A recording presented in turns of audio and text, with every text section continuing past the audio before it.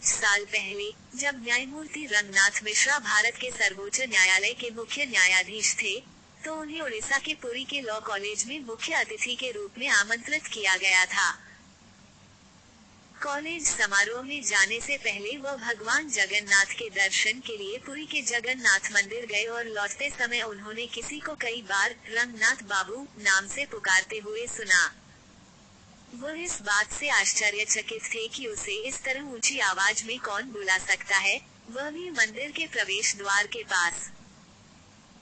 असमंजस की स्थिति में उन्होंने पीछे मुड़कर देखा तो एक भिखारी बदसूरत चेहरे वाला, कुष्ठ रोग से ग्रस्त और हाथ पैरों पर पट्टी बांधे व्यक्ति को उन्हें बुलाते हुए देखा।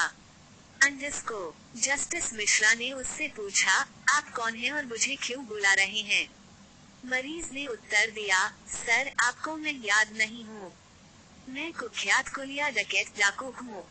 कुछ साल पहले, जब आप उड़ीसा उच्च न्यायालय में वकालत कर रहे थे, तो मैं आपका मुवक्किल था। डकैती और हत्या के एक मामले में मुझे आजीवन कारावास की सजा सुनाई गई थी, निचली अदालत द्वारा कड़ी सजा। लेकिन आपने उड़ीसा उच्च न्यायालय में मेरे पक्ष में बहस की और मुझे बिना किसी सजा के रिहा करवा दिया था। लेकिन वास्तव में मैं दोषी था क्योंकि मैंने एक व्यक्ति की हत्या कर दी थी और उसके पैसे और सोना लूट लिया था।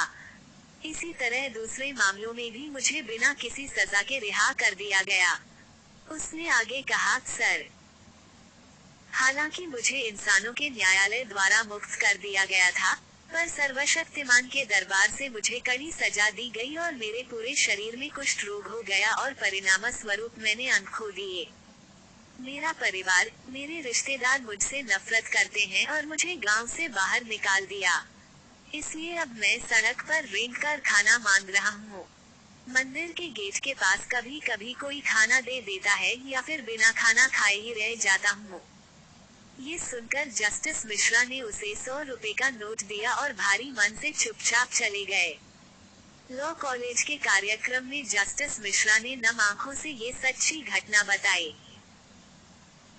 उन्होंने कहा, हम यहाँ अपनी बुद्धि के अनुसार किसी को रिहा करने या सजा देने वाले न्यायाधीश हैं, लेकिन ऊपर एक और ऊपरी अदालत है, जहाँ कोई बुद्धि काम नहीं करती और अपराधी को सजा जरूर मिलती है। हम सोचते हैं कि हमें कोई देख नहीं रहा है और हम तमाम तरह की गलत कार्य में लिप्त रहते हैं, लेकिन वास्तविकता तो यह है कि एक तीसरी आंख हमें निरंतर देख रही है और हमारे कर्मों का हिसाब भी रख रही है। ये निर्भान सत्य है कि हमें अपने कर्मों का फल अवश्य मिलता है।